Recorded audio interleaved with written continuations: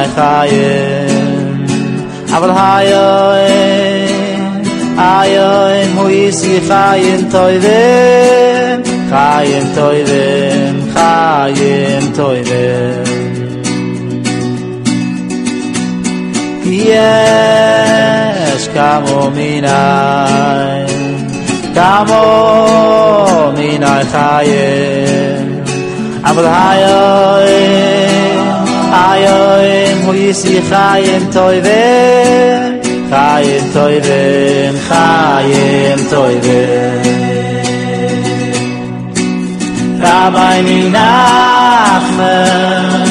Rabbi Nachman mefeigen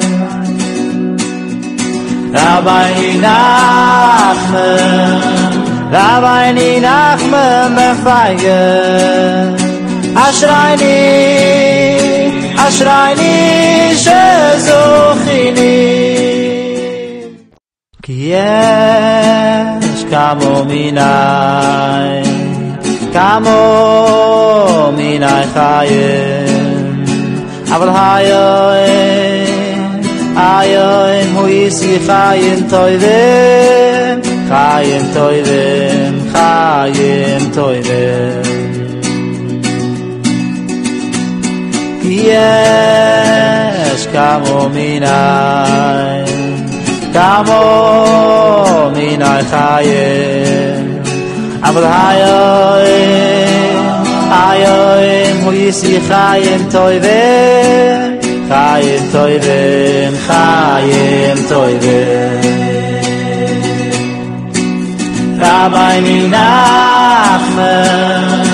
Rabbi Nachman Boker Tov, shalom tout le monde, shalom à tous et à toutes. Bezrat Hashem, une excellente journée. Beaucoup de simcha, beaucoup de préparation pour tout Bishvat, que l'on entier soit mouchpa, Bezrat Hashem, Vitov, de tout Bishvat, Bezrat Hashem. Alors on est arrivé hier, Rabbi Nathan il nous dit, ça va être l'anniversaire de Rabbi Nathan aussi ce soir, c'est-à-dire puisque Rabbi Nathan il est né tout Bishvat, donc peut-être on parlera aussi de grandes choses qui sont liées à cet événement.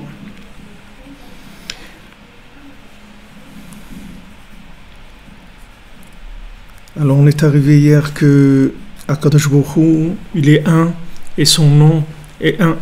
Il n'y a aucune différence entre Akadosh Baruch Hu avant la création et après la création. C'est le même Dieu, il n'y a aucun changement.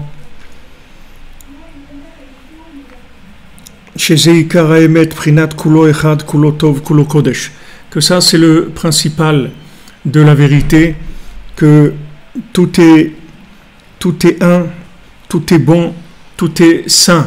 Donc quand on parle de Kodesh, si vous vous souvenez quand on avait parlé dans les cours avant, c'était que saint, ça veut dire que on a retrouvé le lien parfait avec la volonté d'Hachem qui était avant la création. Donc après la création, c'est le monde de la pureté ou l'impureté, c'est-à-dire selon les choix qu'on va faire. Alors c'est le monde, il va devenir soit pur, soit impur selon ce qu'on a choisi. À chaque fois qu'on a choisi, on a purifié le monde, on s'est purifié, on a purifié notre vision d'Hachem. Et ensuite, une fois qu'on a dépassé le choix dans ce domaine-là, alors on arrive à une vision qui est claire, et cette vision, elle s'appelle Kodesh, elle s'appelle Sainte. C'est-à-dire qu'il y a un niveau d'abord de travailler sur la pureté et l'impureté, qui sont les 6 jours de la semaine, comme il y a 6 traités de la Mishnah qui correspondent aux 6 jours de la semaine. Alors les 6 traités de la Mishnah, c'est quoi? C'est Tamé, Taor, Kasher, Pasoul, Taor, Tamé. Ça c'est les 6 traités, de la Mishnah. Donc les 6 jours de la semaine qui sont gérés par le prince Matat, qui est le prince de la Torah. Alors il y a des tris qui se font toute la journée grâce à la Mishnah, c'est-à-dire grâce d'un côté à la Mishnah qui représente la Halacha, et grâce aussi la Mishnah, ça veut dire Neshama, c'est-à-dire grâce aussi à l'inspiration de l'âme, puisque la halakha, elle ne pourra pas traiter tous les problèmes de notre vie, toutes les choses qu'on doit décider, c'est-à-dire dans quelle maison on doit habiter. La halakha, elle peut nous dire dans quelle maison on a le droit d'habiter, dans quelle maison on n'a pas le droit d'habiter, mais elle ne peut pas nous dire quelle maison, dans quel quartier on doit habiter, dans quel étage, et chaque chose qu'on choisit dans ce monde, c'est quelque chose qui est déterminant. Si maintenant on va manger ce fruit au lieu de ce fruit-là, la halakha nous permet, mais maintenant nous on doit manger celui-là plutôt que celui-là, parce que c'est dans celui-là que se trouve l'alimentation de notre âme. Donc ces choix-là, on ne peut pas les faire même si on connaît la halakha. On a besoin de l'autre côté de la Mishnah qui est Neshama, c'est-à-dire on a besoin de l'inspiration de notre âme, de l'information, du décodeur, c'est-à-dire l'âme c'est le décodeur, et quand cette âme elle est attachée au tzaddik, quand on se lève tous les matins, on dit je m'attache pour cette journée à tous les tzaddikim authentiques de la génération, et à tous les tzaddikim authentiques qui ont déjà vécu dans ce monde, et particulièrement à Rabbi Nachman Ben Fega, que son mérite y soit avec nous. Et quand on s'attache, alors notre neshama elle est branchée sur le GPS, et on commence à recevoir donc des informations, des inspirations qui ne sont pas écrites dans les textes de la halakha. La halakha, elle va nous donner toutes les grandes lignes de comportement, elle est indispensable, puisque Rabbeinu, il veut qu'on étudie la halakha, qu'on connaisse la halakha, et qu'on pratique la halakha. Mais Rabbeinu, il veut aussi qu'on fasse hitbod des doutes, et qu'on soit connecté avec notre neshama, justement, à Hachem avant la création. C'est-à-dire qu'il n'y a aucune différence quand on vient parler avec Hachem. Ça veut dire qu'on ne fait aucune différence entre le monde avant sa création et après sa création. Alors, il va y avoir des points vitaux, comme par exemple Ouman Rosh Hashanah, c'est un point vital, puisque c'est comme dans une centrifugeuse, c'est le point principal, c'est-à-dire le pôle d'attraction principal qui va attirer à nous tout ce qu'on a besoin pendant toute notre année. Il va y avoir aussi Chatzot, c'est minuit, c'est juste le milieu des 12 heures de la nuit, que dans le ciel, il y a toujours 12 heures, c'est-à-dire ici les 12 heures elles bougent un petit peu, c'est jamais 12 heures complètes, des fois c'est 14 heures, des fois c'est 9 heures, mais dans le ciel c'est toujours 12 heures. Donc après 6 heures, il y a le point de minuit.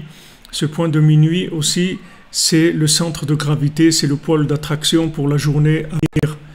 Il y a le Shabbat, le Shabbat c'est le pôle d'attraction pour la semaine, puisque le Shabbat il commence mercredi, à éclairer le mercredi, et il éclaire jusqu'au mardi d'après. Donc il éclaire 3 jours avant et 3 jours après. Donc c'est un pôle d'attraction.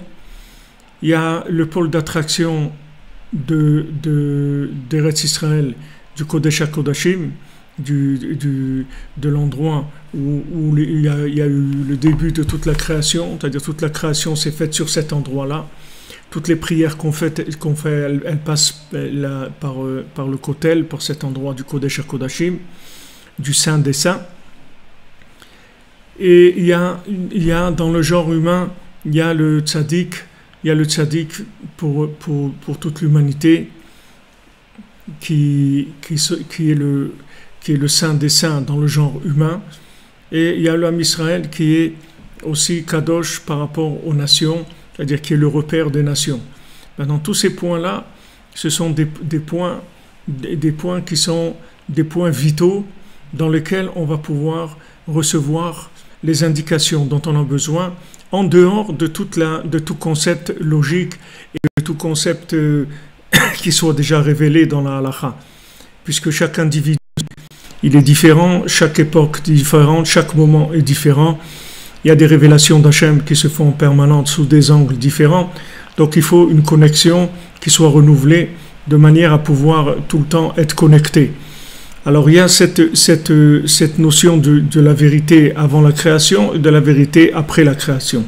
Donc après la création, c'est là où la difficulté va commencer. C'est là où on va commencer à avoir des choix qui vont être déterminants dans notre vie. Et chaque fois qu'on fait le bon choix, on leur a fait Hachem Echad, Shmo Echad, c'est-à-dire qu'on arrive à unir le Hachem comme il est avant la création avec son identité ou son identification après la création. Aval Afal Piken, bien que maintenant Hachem ils sont entièrement bons, entièrement saints, que Aval Afal Piken, Bitzada Mekablim, Yeshrilukim Rabin. De maintenant, toute la différence, ça va se faire d'après les gens qui reçoivent, c'est-à-dire ceux qui vont recevoir, il va y avoir beaucoup de différences. Beinyan Asagat Amitato Idbar, comment chacun il va comprendre la vérité d'Hachem. Les Kolchad Kefigeato Bavodato Idbar, tous, chacun, selon combien il va se fatiguer dans Avodat Hashem. C'est-à-dire, plus quelqu'un il va prier, il va s'efforcer de se rapprocher d'Hachem, il va étudier la Torah, il va chercher à se rapprocher d'Hachem, il va faire des efforts sur lui-même pour avoir des comportements qui soient corrects, pour arranger ses midot. Il va faire des efforts, tout ce qu'il peut comme effort, dans la joie, bien sûr, dans la émouna, tout ce qu'il va pouvoir faire. Ça va lui donner une conscience de vérité qui va être optimisée. C'est-à-dire qu'il va avoir une vérité qui va être beaucoup plus dans le sens de la miséricorde. Plus maintenant, plus il va y avoir d'efforts de rapprochement, plus il va y avoir conscience de la miséricorde d'Hachem. C'est-à-dire c'est une vérité, mais qui va être complètement liée à la miséricorde.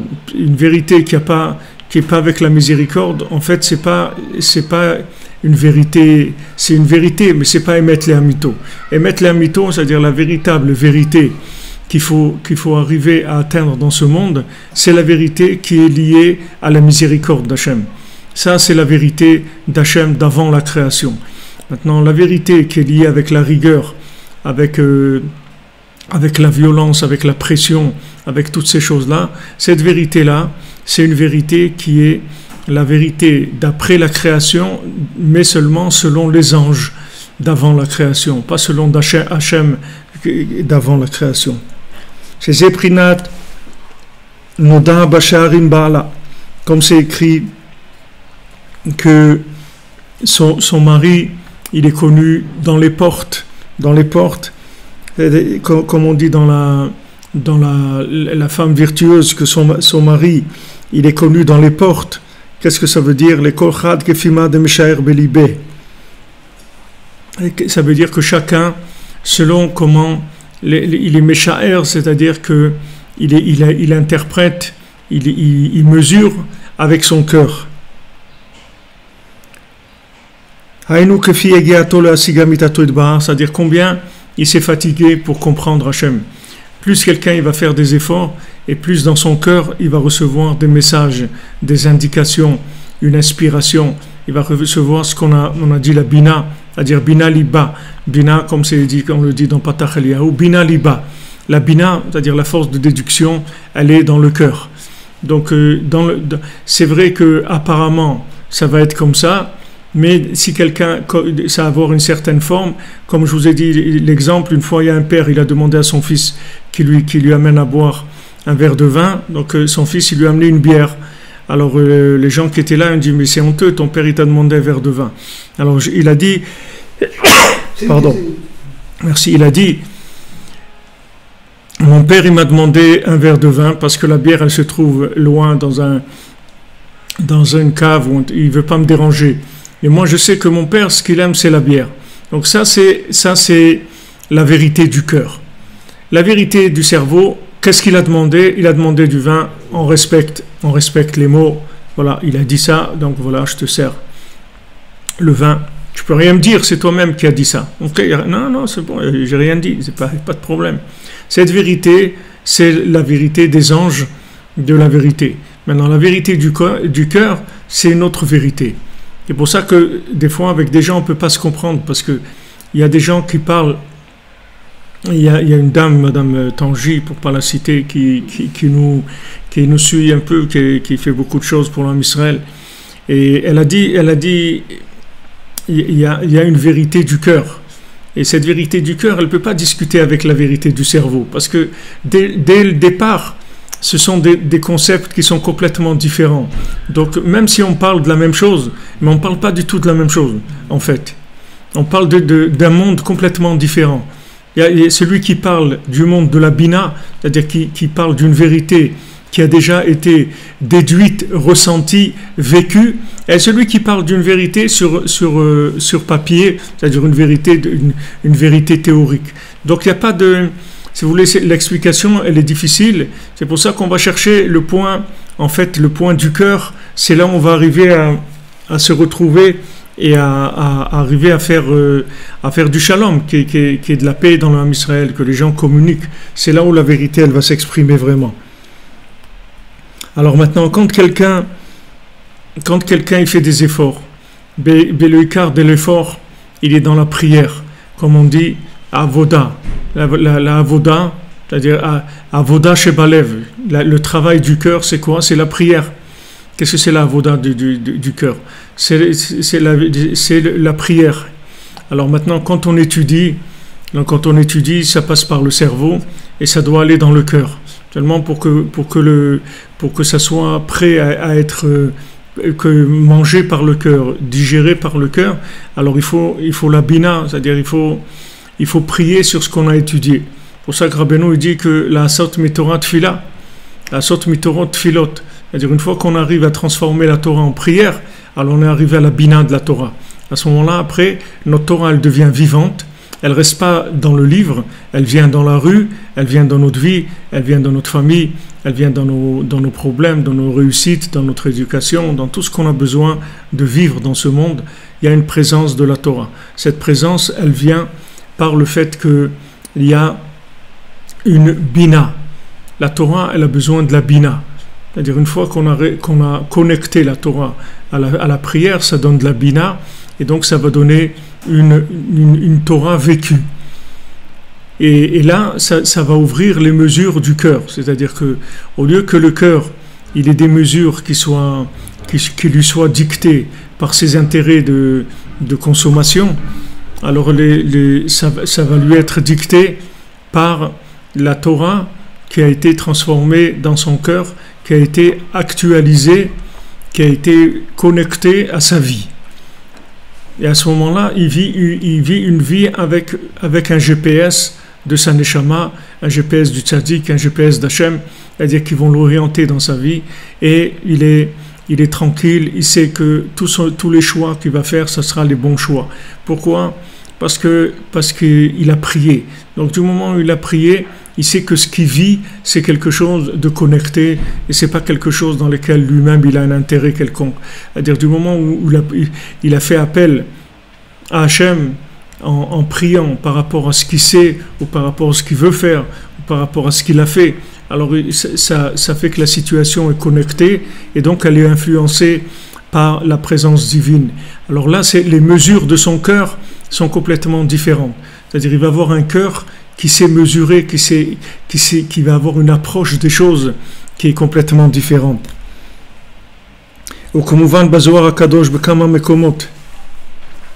Comme c'est écrit dans le Zohar HaKadosh, dans plusieurs endroits. De'itla mare de yadain veraglain shemasigim beprinazot shenikra yadain. Il y a des maîtres, des mains et des pieds qu'ils arrivent à atteindre cette compréhension-là, des mains et des pieds de la Torah. Ve'id vilvushin de malka. Et il y en a que ce qu'ils comprennent, c'est les vêtements du roi. C'est pas les mains et les pieds. C'est pas les mouvements qu'il y a. Rabbeinu dit il y a des mains dans l'océan de la sagesse. Il y a des mains et il y a des gens qui arrivent à comprendre les mains et les pieds de la Torah.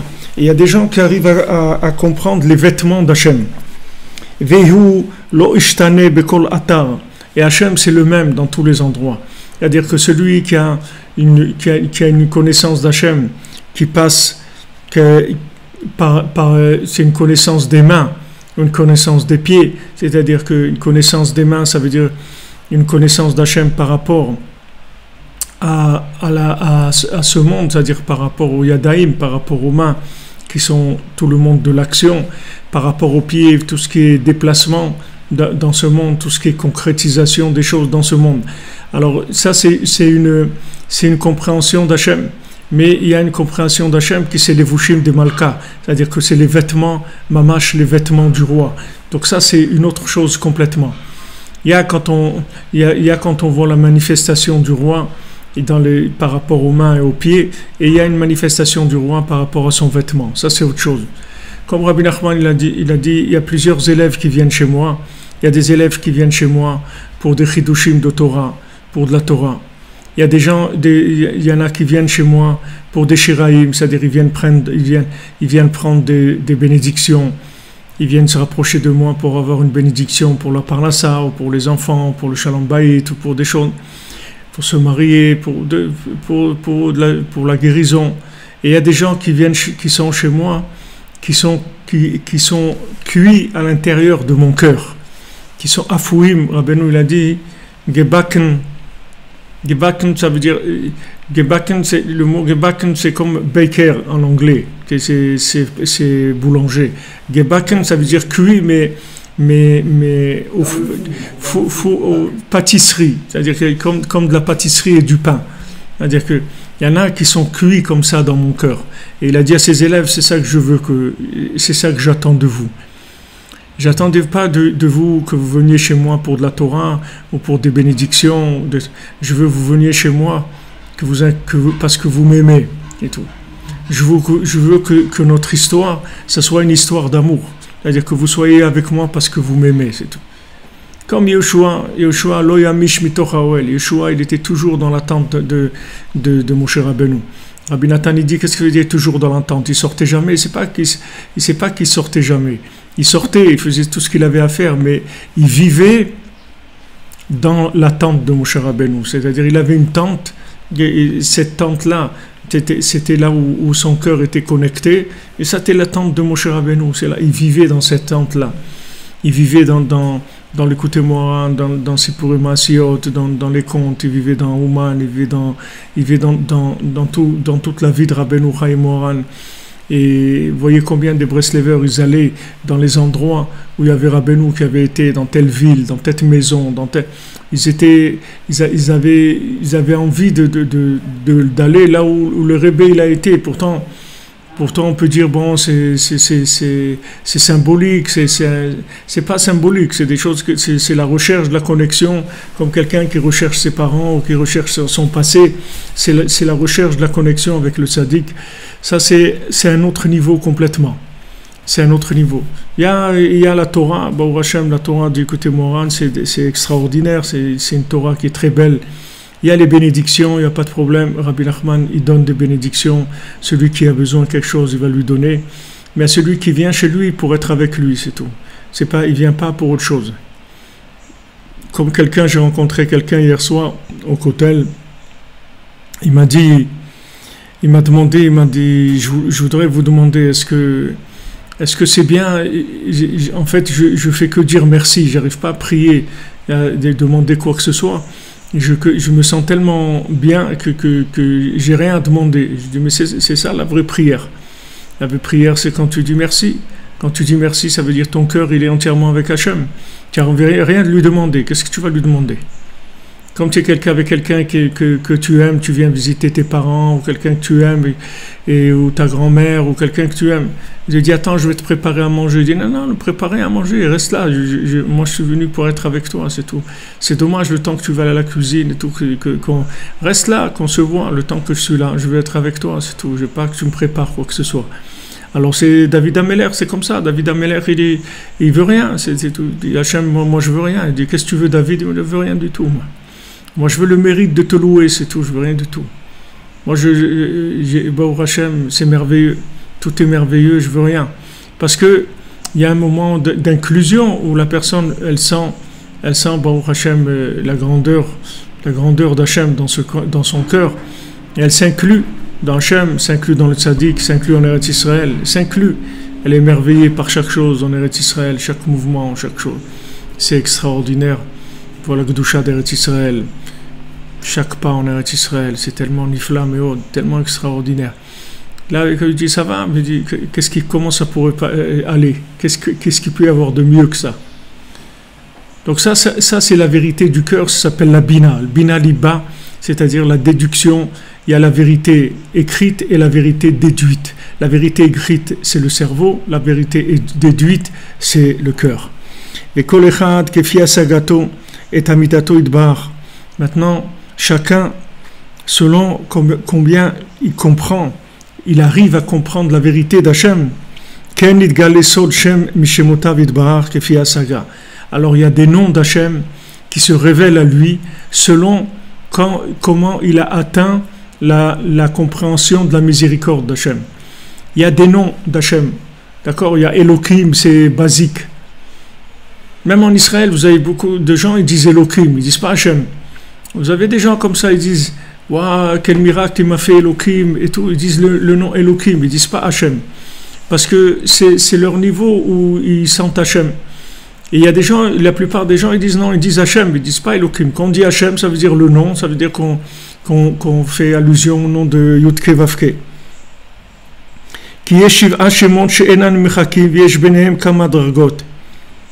Maintenant, il y a 7 noms d'Hachem qui s'effacent pas, c'est-à-dire 7 noms d'Hachem qu'on n'a pas le droit d'effacer. Et ces 7 noms d'Hachem, ils ont plusieurs niveaux. Veshem Havaya Baruchu le Malam Ikulam. Maintenant, le nom le plus élevé d'Hachem, c'est Havaya, c'est le Shem Havaya, c'est-à-dire c'est le Shem Yudke Vavke. Kihu Prinat Shema Etzem. Parce que le Shem Yudke Vavke, c'est le nom de l'essence d'Hachem. C'est pas un nom qui se manifeste, comme on dit, voilà, comme on dit, Bala Kochot Kulam, c'est-à-dire il y a des noms d'Hachem, quand on dit El, c'est un nom d'Hachem, mais c'est un nom qui se manifeste, de manifestation. Quand on dit Elohim, c'est un nom de manifestation. Quand on dit Adnut, Adon, c'est une manifestation en tant que Adon, en tant que maître. Mais il y a un nom qui n'a pas de forme. C'est le nom de l'essence. Et ça s'appelle Yudke Vavke. C'est le nom d'essence d'Hachem. Et ce nom-là, c'est le nom de la miséricorde totale. C'est-à-dire que dans ce nom-là, il n'y a aucune rigueur, il n'y a aucun din, c'est que de la miséricorde. Kihu prinat shema etzem, aval gam kol hashemot afilu shem havaya baruchu הוא רק בבחינת אחר הבריאה שגילה שמותיו יתברך לצדיקים כדי שיוכלו להשיג אמיתתו יתברך. Mais maintenant, même le Shem Havaya, même ce Shem là, à Etzem, le nom de l'essence d'Hachem, c'est aussi par rapport à après la création. Même quand on dit le Shem Amefourach, le Shem qui disait au Beth Amikdash, c'est quand même le nom d'Hachem, mais après la création, il a révélé son nom aux tzadikim pour qu'ils puissent comprendre sa vérité.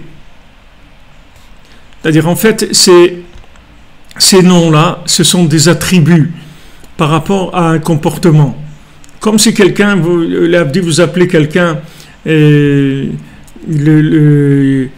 le plombier, mais ce Monsieur le plombier, c'est-à-dire, il ne s'appelle pas Monsieur le plombier, il s'appelle Monsieur Chivon, truc. Il s'appelle pas Monsieur le plombier. Non, maintenant il travaille. J'ai besoin de lui parce que j'ai une inondation ou un truc. Donc maintenant, quand je viens le voir, c'est le plombier que je viens voir. C'est pas que lui il est père de famille, qu'il aime jouer au golf et qu'il a des chaussures comme ça. Je viens parler avec lui parce que je le prends sous l'angle de plombier. C'est maintenant j'ai besoin de lui en tant que plombier. Donc je viens sous cette appellation-là parce que c'est ça que j'ai besoin de lui. C'est cet angle-là que j'ai besoin de lui. Donc Hachem, selon comment on va s'adresser à lui par rapport à comme on le comprend, dans le monde dans lequel on évolue, on va voir une certaine apparence d'Hachem. Donc il va y avoir soit Elohim, soit El, soit Adnut, tous les noms qu'on peut avoir d'Hachem qui ne sont pas le nom de l'essence. Et il y a un nom qui est dans ce monde-là, qui est bien le nom Yudke Vavke, il est dans ce monde, mais c'est quand même de l'essence, c'est-à-dire c'est pas un nom d'attribut. Quand on dit Yudke Vavke, on dit que c'est Chassadim, que c'est Shem Havaya, c'est Chesed, c'est Chassadim Gumurim, la miséricorde totale, mais c'est pas sous la manifestation de quelque chose dans ce monde, de la force, ni de la rigueur, ni de ces mesures-là. Qui kodem abria en loshem klal, parce que avant la création, Hachem il n'a pas de nom. Pour avoir un nom, il faut que, comme c'est écrit, ve'antlet l'Hachem yedia. Et toi, tu n'as pas de nom qu'on te connaisse. On ne peut pas dire le connaître. Comme on voit bekol sifra mekubalim, comme ça c'est écrit dans tous les sfarim de Kabbalah. Beprinat elu ou achiluk sheben madrigot atzadikim. שאף על פי שכולם מכירים ויודעים אמיתתו יתברך, שלא כולו אחד כולותו. Et ça, en fait, c'est ça la différence qu'il y a entre tous les tzadikim. Bien que les tzadikim, ils savent que Akadosh Baruch Hu est entièrement bon, ils le connaissent et ils savent qu'il est entièrement bon, il est un. Malgré ça, il y a entre eux des grandes différences. Il y a des grandes différences. Maintenant,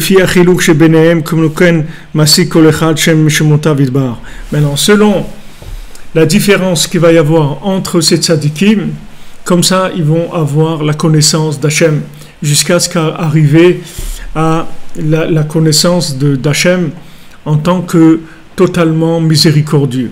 Celui qui sera arrivé à ça, donc qui amène dans le monde, comme Rabbeinu il dit, sachez que vous savez rien, vous savez rien.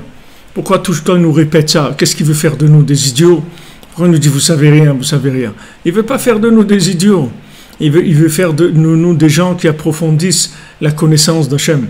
Alors que si maintenant tu t'arrêtes sur la connaissance que tu as, alors tu vas créer un monde par rapport à cette connaissance qui va être ton centre de gravité, et comme on dit, tu vas graviter autour de cette idée, de ces idées-là. Il y a des gens, ils sont des communistes, des gens c'est des musiciens, des gens c'est des magiciens, des gens c'est des architectes, des gens c'est des médecins, et les gens ils vont graviter autour de cette vérité-là. Autour de cette vérité, ça va être leur centre d'intérêt, de vie, etc. Rabbeinu il veut pas qu'on s'arrête dans quelque part. Rabbeinu ne veut pas qu'on s'installe dans des concepts. Rabbeinu il veut qu'on jette tous les concepts pour arriver tout le temps à se renouveler, tout le temps.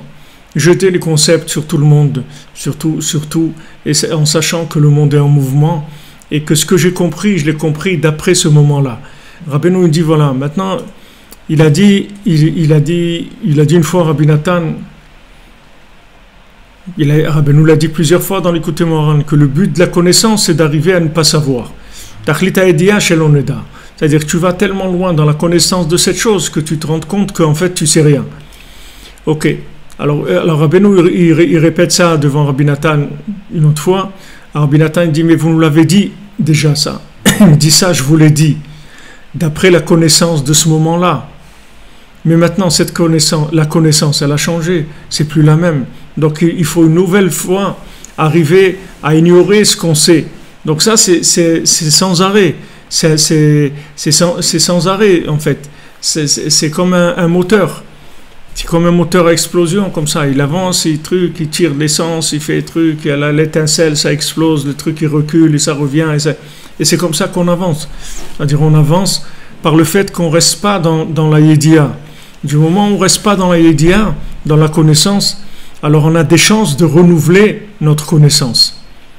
On a des chances de pouvoir la renouveler, c'est-à-dire d'arriver à savoir qu'on a une âme et qu'on a des capacités extraordinaires et qu'on est des gens extraordinaires et que chacun il est super et que son voisin est super et que son mari il est super et que sa femme elle est super et que ses enfants ils sont super et que le monde dans lequel il vit il est extraordinaire. Tout ça, pour le découvrir, il faut jeter les systèmes d'évolution dans lesquels on est, les systèmes de pensée. Si maintenant on reste dans un système de pensée comme on a compris, alors on ne peut pas.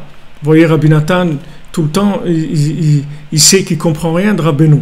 Il sait qu'il ne comprend rien. Qui est-ce qui Qui est-ce qui peut dire je connais quelque chose de Rabbi Nachman? Des gens ils viennent et disent ouais je connais. Qu'est-ce que tu connais? On connaît rien du tout. On court.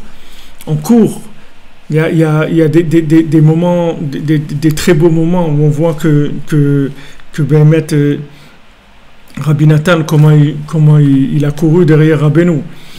Quand Rabbeinu une fois il devait partir et il était très pressé de partir, donc Rabbi Nathan il n'a pas pu partir avec lui de suite. Quand Rabbeinu est sorti, il s'est pas rendu compte, alors il a couru après lui et il courait après lui. Rabbeinu était dans sa calèche ou son carrosse et après il y avait des creux. Alors à un moment il le voyait plus. Ah, c'était terrible. Après il le revoyait, exactement comme dans le cœur et la source, dans le Sipurim Asir, dans les contes.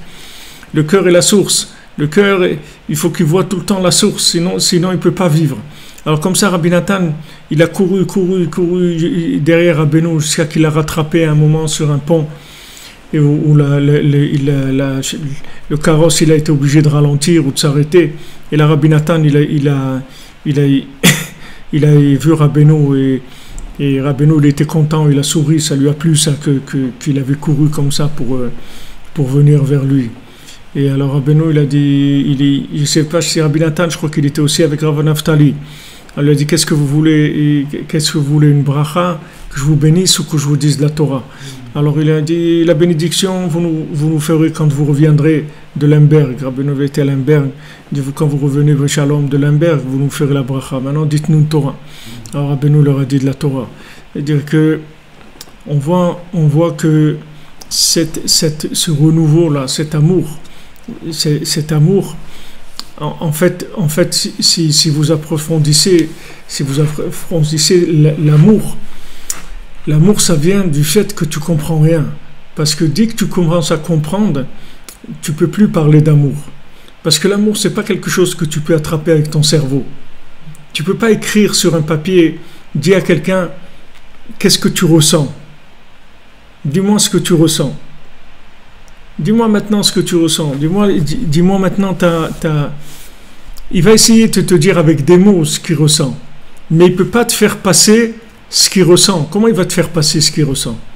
Il n'y a pas de mots, il n'y a pas de mots, on peut pas expliquer.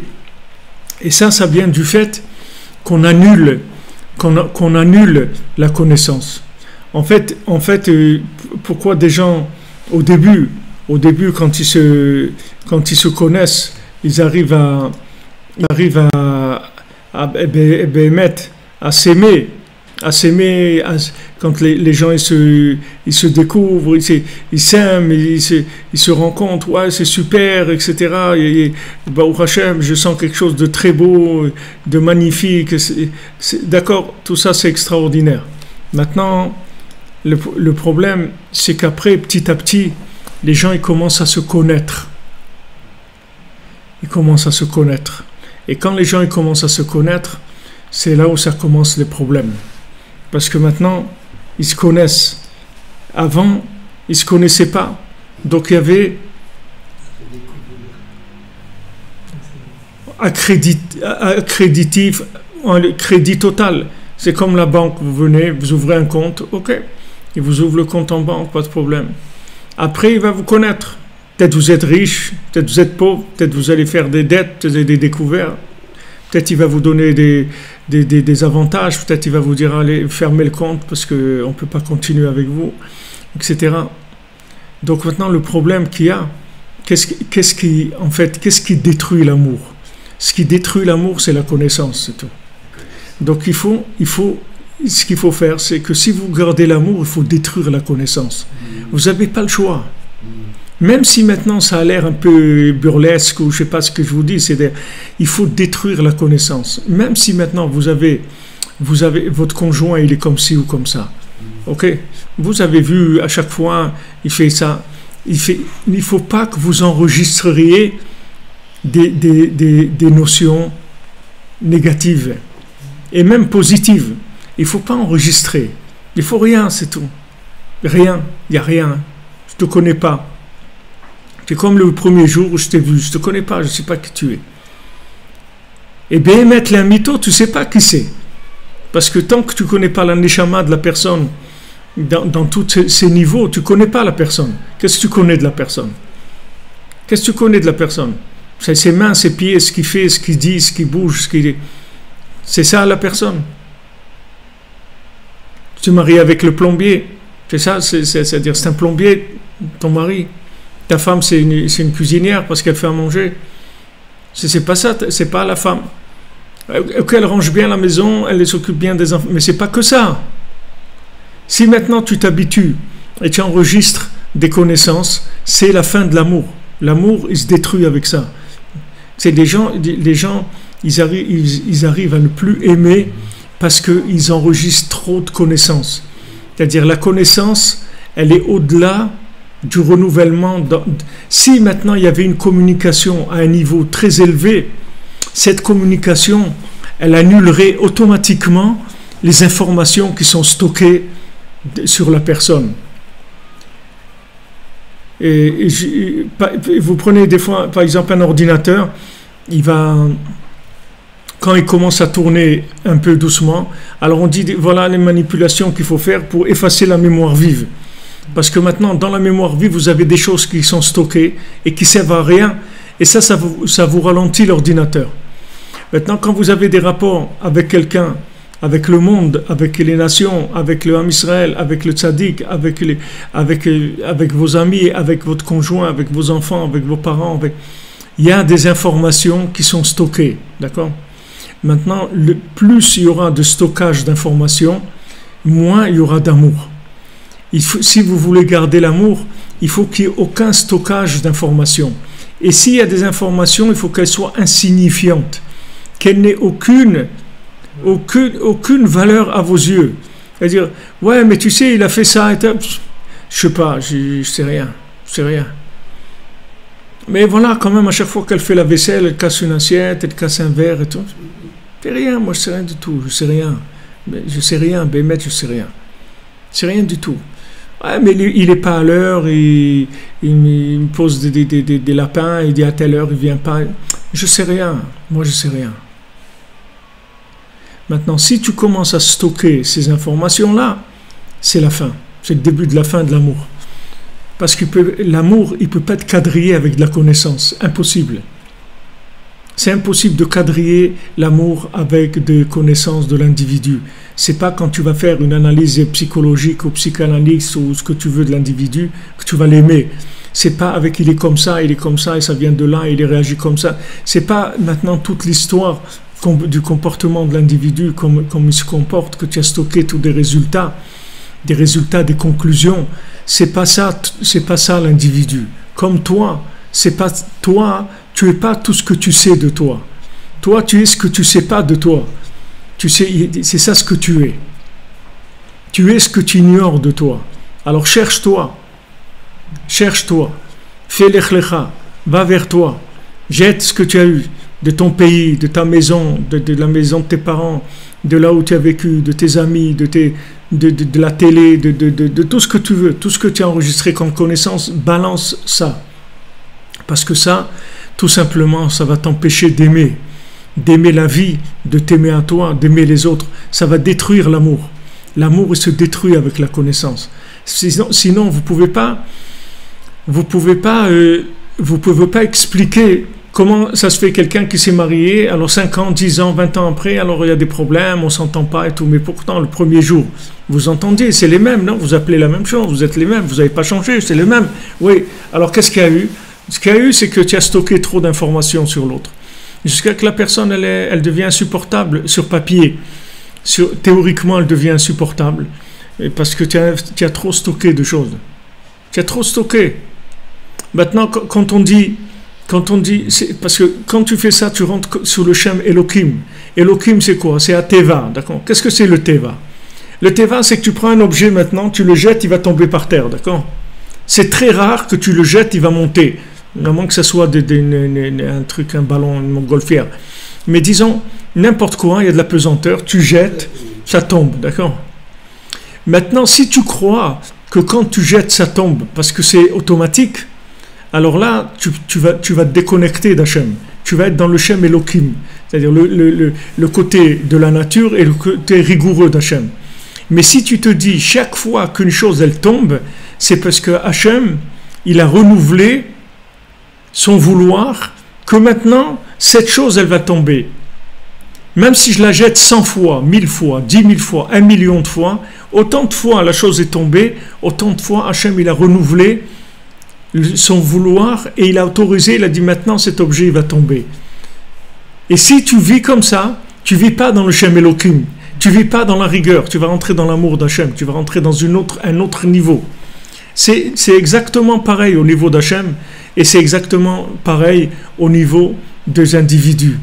Mais au niveau des individus, au niveau d'Hachem, les gens ils peuvent comprendre un petit peu, savoir de quoi il s'agit. Mais au niveau individuel, les gens ils savent pas que l'enregistrement de connaissances, c'est la destruction de l'amour. Les gens ils savent pas ça. Donc il faut à chaque fois effacer la mémoire vive. Il faut effacer le stockage. Je sais pas, c'est tout, je sais rien. Je ne sais rien. Pourquoi vous avez tendance à voir avec un bon œil une personne que vous ne connaissez pas? Pourquoi vous accréditez quelqu'un que vous ne connaissez pas? Parce que vous ne le connaissez pas, c'est tout. Donc vous voyez bien que ce qui vous empêche d'accréditer quelqu'un, c'est ce que vous allez savoir de lui. Plus vous allez savoir des choses sur lui, plus le crédit va baisser. Jusqu'à ce qu'à un moment, ça peut devenir un zéro. Il peut devenir même un débiteur par rapport à vous. Et quand on arrive au débit, alors ça devient insupportable.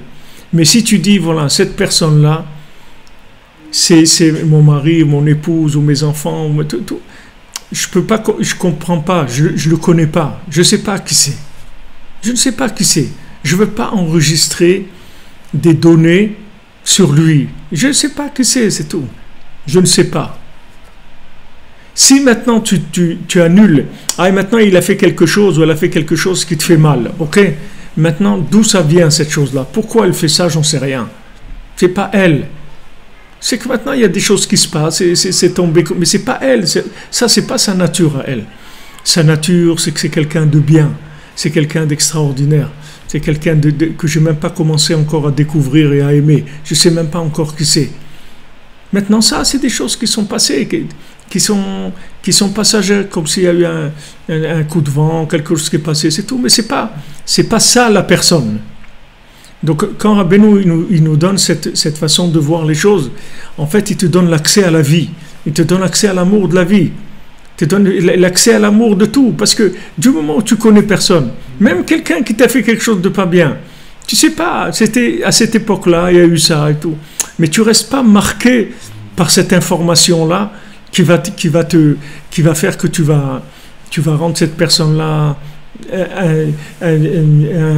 non valable. C'est-à-dire tu vas la sortir de ton champ de vision, tu vas la placer parmi tes ennemis parce qu'elle a fait ça ou elle a fait ça. Non, il n'y a pas, je sais pas. Donc Rabbeinu, il dit quelle importance il y a à annuler cette connaissance tout le temps. Chaque fois qu'il y a connaissance, on veut te tirer vers Elohim, on veut te tirer vers la rigueur. Chaque fois que tu jettes la connaissance, tu vas vers Yudke Vavke, tu vas vers Havaya, tu vas vers des chassadim. Et ça, c'est un travail permanent, c'est une gymnastique de l'esprit et du cœur en permanence. Il faut s'habituer à faire ça. Si quelqu'un s'habitue à faire ça, il va jamais vieillir dans sa vie. Il va jamais se faire détruire par qui que ce soit. Il va jamais s'ennuyer. Il va jamais s'énerver. Il va toujours être bien parce que il sait qu'il ne sait rien du tout. Parce qu'il se prépare à une autre découverte. Tandis que s'il sait, il n'y a plus rien à découvrir. Tout est découvert, tout est là, les jeux sont faits, rien ne va plus. Ça y est. Rien ne va plus, les jeux sont faits, tout a été découvert, on sait, on a compris. Qu'est-ce que tu as compris? Tu n'as rien compris du tout. Tu n'as rien compris. Tu sais rien. Mais c'est vrai, pourtant j'ai vu, ok, mais ça, ce que tu as compris, même si tu as compris, c'est par rapport à des paramètres de temps, d'espace, de tout ce que tu veux. Mais ça a changé. Vous voyez bien, un enfant, c'est un enfant, il a 3 ans, 4 ans, après il devient adolescent, après il devient adulte, après il devient plus âgé, etc. Donc tu vois qu'il y a une évolution, oui. Maintenant cette évolution, si tu avais un petit peu une vue un peu plus, si tu voyais au ralenti, alors tu verrais comment l'individu, en fait, chaque seconde, il évolue, il bouge. Mais tu n'as pas une vue qui voit la seconde. Donc tu vois quelqu'un, tu ne l'as pas vu pendant... Par exemple, tu as tes enfants à la maison, tu ne les vois pas grandir, tu ne vois pas qu'ils grandissent. Mais pourtant, un jour, il a 18 ans, 20 ans, ou 30 ans, et il a grandi, tu comprends? Mais comment il est passé de bébé? Tu l'as pas vu. Tu n'as pas eu le temps de voir comment ça s'est fait. D'accord? Maintenant, les individus, c'est pareil. Ils sont là où ils sont, mais ils sont en mouvement. Du moment où il est vivant, c'est qu'il évolue. Il y a de la vie en lui, il y a une évolution de son cerveau, une évolution de son cœur. Il avance. Donc ne stocke pas de l'information. Ce que tu es en train de stocker, c'est une information périmée. Elle est périmée, l'information. Puisque maintenant tu vois que ça a évolué. Tu ne vas pas stocker des informations sur ton enfant quand il avait 3 ans, qui cassait tout, qu'il a arraché les trucs, les poignées des armoires et qui faisait tomber les bouteilles. C'est pas ça que tu ne vas pas stocker. Tu vois bien que c'est parti, ça. C'est pas resté. Parce que tu sais que c'était un enfant, c'est tout. Donc par rapport à ça, ça y est, tu es passé à autre chose. Maintenant, chaque individu, c'est pareil. Chaque individu, il est en évolution permanente. Alors il y a des moments où il vit des choses qui vont lui donner un certain comportement. Des moments où il va vivre des choses qui vont lui donner un autre comportement. Et c'est comme ça que l'homme il va évoluer et qu'on va avancer. Mais plus les gens ils vont stocker de la connaissance, moins il y aura d'amour. Pour qu'il y ait de l'amour, il faut rentrer dans l'ignorance de ce qu'on sait. Il faut mettre de côté ce qu'on sait. On ne sait rien, on commence, c'est tout. On commence. Quand ils ont demandé à Eliyahu Navi quand est-ce qu'il va venir pour annoncer Mashiach, il a dit aujourd'hui, Ayom im bekolo tishma'u. Aujourd'hui, si vous entendez la voix d'Hachem. C'est-à-dire, Rabbeinu dit, Ayom im bekolo tishma'u, ça veut dire le jour où tu comprendras que tu sais rien et que tu ne te connais pas et que tu ne connais rien du tout. À ce moment-là, tu vas entendre la voix d'Hachem. Mais sinon, tu ne peux pas entendre la voix d'Hachem si tu as des informations stockées.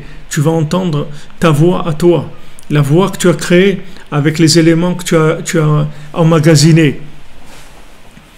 Chacun, il emmagasine des choses. Tu rentres dans une maison, toutes les maisons sont différentes.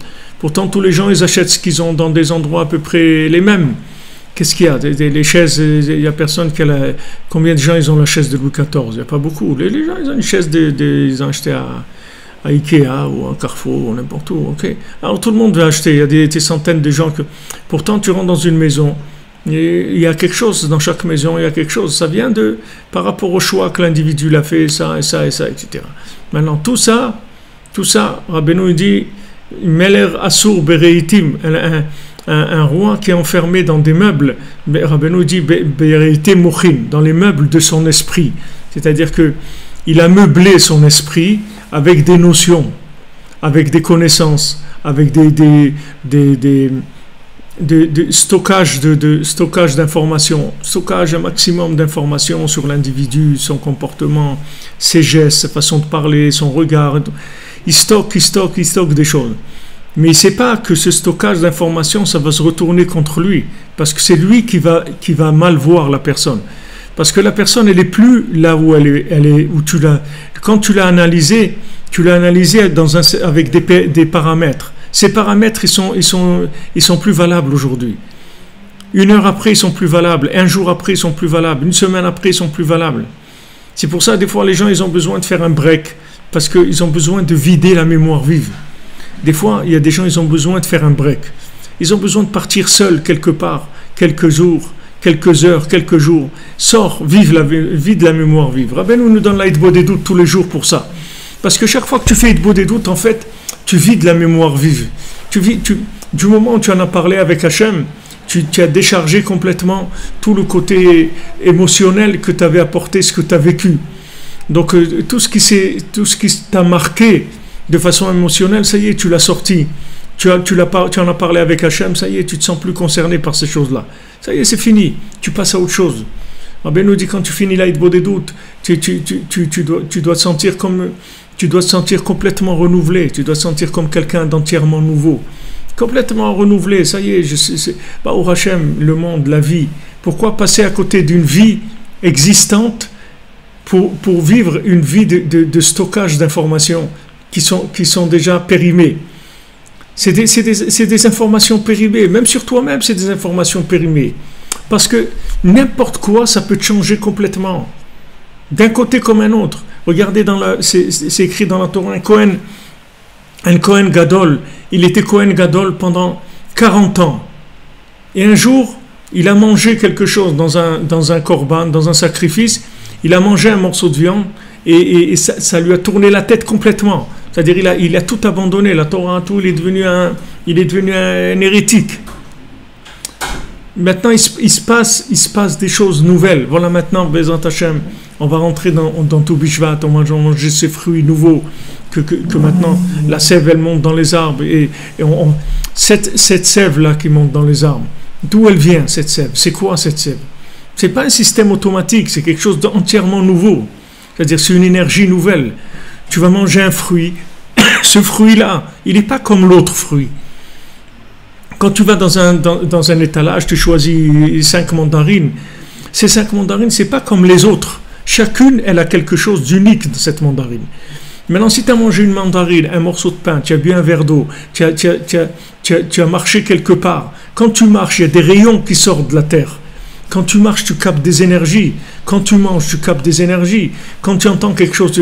Maintenant, tu peux devenir quelqu'un de complètement différent en 5 minutes. Avec des énergies que tu vas capter. Mais maintenant, qu'est-ce qui empêche de vivre ça, de ressentir ça? C'est le stockage d'informations. C'est-à-dire que tu amènes des bilans. Tout le temps, tu sors le bilan. Tu viens avec des vieux bilans. Et ces vieux bilans, ils t'empêchent de voir la vie. Ils t'empêchent de capter la vérité qui est la vie. Elle est là. Elle est entièrement nouvelle. Elle est entièrement nouvelle. Cette mandarine qui va pousser maintenant, elle n'a jamais poussé. Elle n'a jamais existé. Pourtant, tous les ans, bon, il y a des mandarines, il y a des milliers. Ok, mais celle-là, elle n'a jamais existé. Celle-là n'a jamais existé dans le monde. C'est une créature entièrement nouvelle. Elle porte des énergies entièrement nouvelles. Donc, tout peut basculer d'un moment à l'autre. Donc, quand on va faire Hitbod Edut, on parle avec Hachem, on se connecte sur la parole divine qui a été la racine du monde. Donc, dans chaque chose, il y a une parole. Et maintenant, quand on fait la bénédiction, quand on mange un fruit, on fait la bénédiction, on va libérer l'énergie positive qu'il y a dans la chose. Cette énergie positive, elle va nous renouveler. Elle va donner des nouvelles forces. Mais seulement, ces nouvelles forces, elles n'arrivent pas à rentrer parce que la personne, elle a des vieilleries. Si tu veux maintenant rentrer des nouveaux meubles chez toi, il faut que tu jettes tes vieilleries. Jette tes trucs, jette tes vieilles trucs là. Jette-les, balance-les, tes vieux trucs. Il rentre des meubles nouveaux. Renouvelle-toi. Les gens ils disent le ménage de printemps, les trucs, tout ça, c'est quoi? C'est parce que les gens ils sentent qu'il y a un changement, ils veulent changer. Mais le hikar du ménage de printemps, il faut le faire dans la tête, c'est pas dans le cœur, c'est pas dans la maison. Bon, nous on fait le Hametz, c'est le ménage de printemps, c'est qu'on cherche le Hametz avant Pessah. Mais on te dit, le Hametz, il faut que tu le cherches dans ton cœur, dans ta tête, c'est là où il faut que tu cherches. Qu'est-ce qui a fermenté? Tu as fait fermenter des trucs depuis des années. Des années, tu as fait fermenter des trucs. Des gens, ils ne se parlent pas depuis 20 ans, depuis 15 ans. Mais attends, il s'est passé des mondes. Celui que tu ne connais pas, tu n'as pas vu depuis 5 ans ou depuis 3 ans. Mais c'est plus du tout le même. Il est mort, il est né 50, 100 fois, 1000 fois déjà. C'est quelqu'un d'autre complètement. Uniquement le fait qu'il mange, il se renouvelle. Qu'il vit, il se renouvelle, puisqu'il y a une évolution de son corps, sans arrêt. Donc ça change tout. Ces données-là, il faut que tu les connais. Alors tu peux prétendre à l'amour, parce que l'amour, il n'y a pas de logique dans l'amour. Et si tu veux entrer dans l'amour, il faut que tu lâches ça. Et maintenant, ce Zman de tout Bishvat, c'est mamash Mesougal pour ça. C'est quelque chose qui peut aider beaucoup pour changer cette façon de voir les choses, c'est-à-dire de stocker. On ne stocke pas, c'est nouveau. On est passé par l'hiver, tout est mort, par le froid, il n'y a rien qui pousse, il n'y a pas de sève, tout est mort, tout ce qu'il y avait est mort, il reste juste la structure de l'arbre, c'est tout, mais il n'y a rien. Il reste que sa structure. Maintenant, il va venir la sève, elle va faire sortir des fruits entièrement nouveaux, parce que la sève, elle est nouvelle, parce que tout est nouveau. Maintenant, l'individu, c'est lui le Etz Hasadeh. L'homme, c'est lui l'arbre du champ. C'est lui l'arbre du champ. Il se renouvelle la même chose. Il a une structure qui est la base de sa neshama, de son corps. Mais ce qui passe en lui, c'est entièrement nouveau. Ça donne quelque chose d'entièrement nouveau. Avec un goût nouveau. Tout est nouveau. Tout est entièrement nouveau. Mais si tu veux voir ça, il faut que tu jettes ce que tu sais. il faut que tu fasses un effort de jeter, et si tu n'arrives pas, tu demandes à Hachem. Tu dis, moi j'ai la émouna, je sais que ça vaut rien, je sais que je sais rien, mais aide-moi à le vivre. Je comprends que je sais rien, mais aide-moi à le vivre, Hachem, que ma connaissance, elle ne m'empêche pas d'avancer, que ma connaissance, elle ne me bloque pas. Combien de gens, ils ont des clichés dans leur tête qui les empêchent de se marier, qui les empêchent de travailler, qui les empêchent de faire beaucoup de choses, parce qu'ils ont des clichés dans leur tête, c'est tout. Ils ont stocké des clichés. Maintenant, quand ils voient quelque chose, ils disent, attendez, va chercher le dossier. Il va chercher le dossier de qui? De sa mère, des films, de sa cousine, de sa soeur, de sa grand-mère, de n'importe qui. Il va et dire, voilà, le dossier, il faut qu'il y ait ça. Est-ce que ça correspond? Ah non, alors c'est pas bon. Mais qu'est-ce que tu prends? Jette tout ça. Jette tout ça. Jette ces dossiers-là, jette ces vieilleries-là. Voilà, il y a quelqu'un devant toi, il est nouveau, tu ne le connais pas, Birlal. Qu'est-ce que tu es en train de sortir des clichés? Qu'est-ce que c'est ces clichés-là? Des outils d'analyse. Ces outils, ils ne valent plus rien. Les analyses que tu as, elles ne valent plus rien. C'est des choses qui ont été stockées, qui n'ont qu'une valeur aujourd'hui. Donc lance-toi vers quelque chose de nouveau, vers une nouvelle connaissance d'Hachem. C'est pour ça que il dit que la différence qu'il y a entre même les tzadikim, leur différence, c'est uniquement ça. C'est ce qui fait la différence entre les tzadikim, c'est combien ils ont stocké d'informations. Plus ils ont stocké d'informations, moins ils vont arriver à découvrir le nom d'Hachem comme il se présente maintenant. Tandis que celui qui est arrivé comme Rabbeinu a jeté sa connaissance en permanence, alors ça lui faisait découvrir le monde, découvrir Hachem. Tout le temps il découvrait Hachem. Il demandait Rabbeinu à ses élèves, qu'est-ce qu'il y a comme nouvelle aujourd'hui? Alors les gens disaient, ouais, rien de nouveau. Il dit, comment il n'y a rien de nouveau? Il n'y a rien de nouveau. What's new? Mahadash, qu'est-ce qu'il y a de nouveau? Quoi, Rabbeinu dit, c'est impossible, on ne peut pas vivre s'il n'y a rien de nouveau. Il n'y a rien de nouveau. Quoi, la même chose qu'hier, impossible. Tout est nouveau. Tout est nouveau. Il faut renouveler tout. Ça, c'est le sens de profond de Tou Bishvat. Et on continuera demain, Bezrat Hashem. Alors, que Hashem vous donne, Bezrat Hashem, à tous, à toutes, que des bonnes choses, de bonnes nouvelles, un renouvellement total par rapport à vous-même, par rapport à vos capacités qui sont illimitées, et les capacités des gens qui vous entourent, et le bien qu'il y a chez eux, de voir que le bien, et d'aimer ce bien, de se fusionner tous dans ce bien, Bezrat Hashem. Be'atzlacha, bonne journée, un bon Tou Bishvat, et Bezrat Hashem, on se retrouve à l'antenne demain dans Tou Bishvat. Peut-être que demain on parlera encore Tou Bishvat, ce que Hashem il enverra, Bezrat Hashem. Be'atzlacha. Merci de votre présence, de votre écoute, de vos partages, de vos soutiens. Combien de gens, bon Hashem, ils nous soutiennent. C'est grâce à ça qu'on arrive à ce que l'arbre puisse donner des fruits. Be'atzlacha. Merci pour tout.